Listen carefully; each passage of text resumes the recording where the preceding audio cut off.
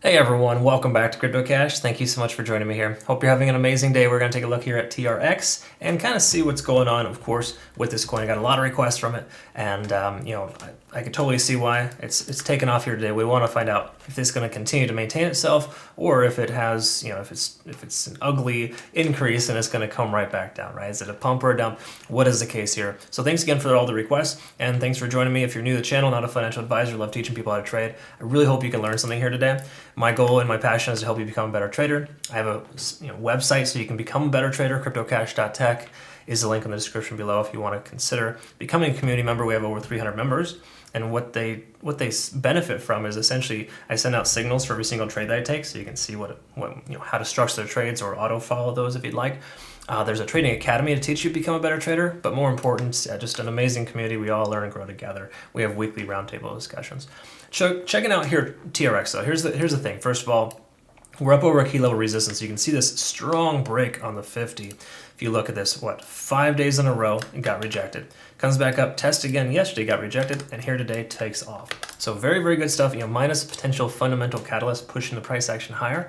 The technical basically tells us that it was held down for that 50-day SMA, as well as 50 on the RSI, and it was just ready to break out. Okay, so very, very good stuff there. It definitely looks like it's ready to continue, but again, how strong, how long will this happen? Hard to say specifically, but we got the 200-day SMA traveling right around 7.8 up above.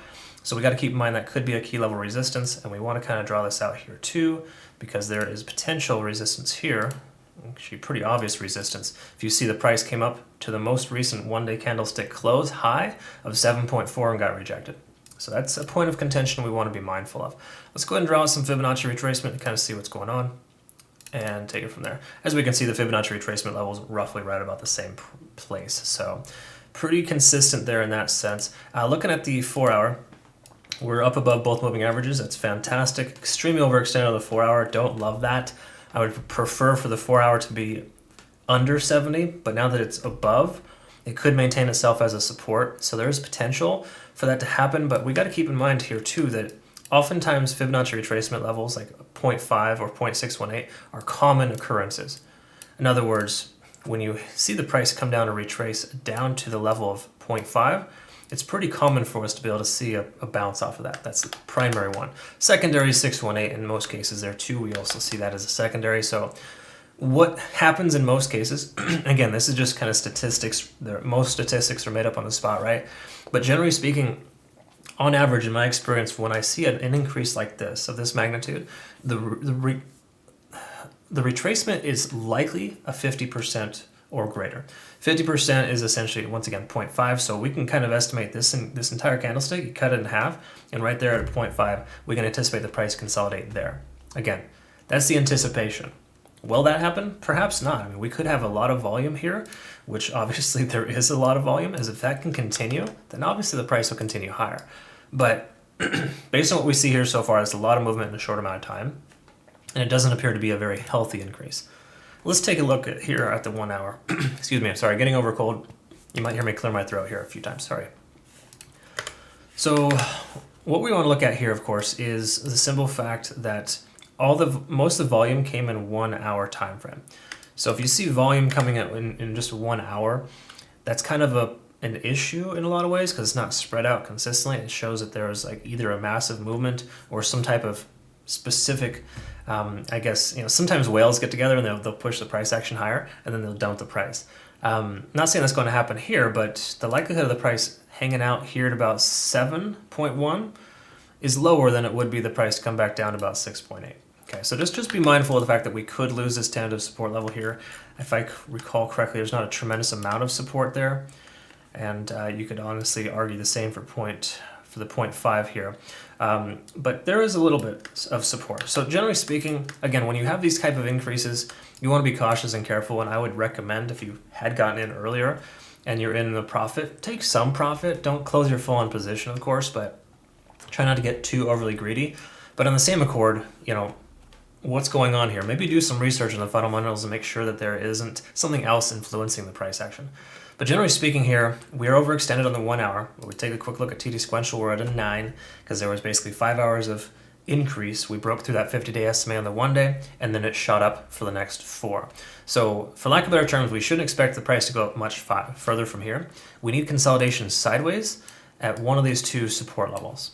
Potentially even this one as well. I wouldn't rule out 6.6 just yet, because once again, there are primary, secondary, and even tertiary types of support. And for right now, we need to expect all 3 of them as potential. The likelihood, though, more so is that it's going to stay above 0.5 and continue higher. If the price were to come down and consolidate, I would say 6.8 should be the bottom, just based on the simple fact and the way that things retrace on average based on this kind of volume in a short amount of time.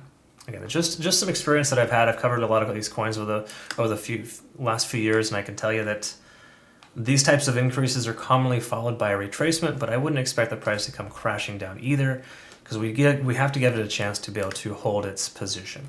All right, so again, we're overextended there in that sense. We're obviously up over the cloud. We were up over the cloud beforehand, so that would have been a good signal. If you see here, just to kind of clarify so you understand how the cloud works, if we take a look when the price action's up there, it tries to break below, but the cloud held the price action in place.